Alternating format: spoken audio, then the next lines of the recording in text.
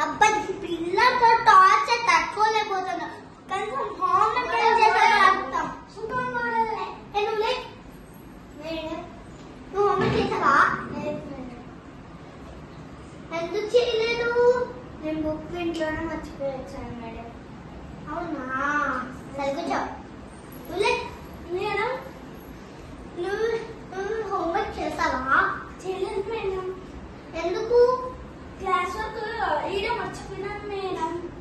సరే కూర్చో. నువ్వు లేదు madam.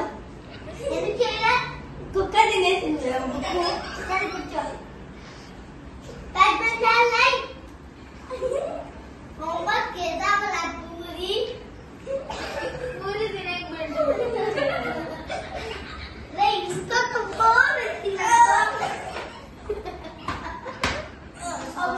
Sorry madam. Sorry madam.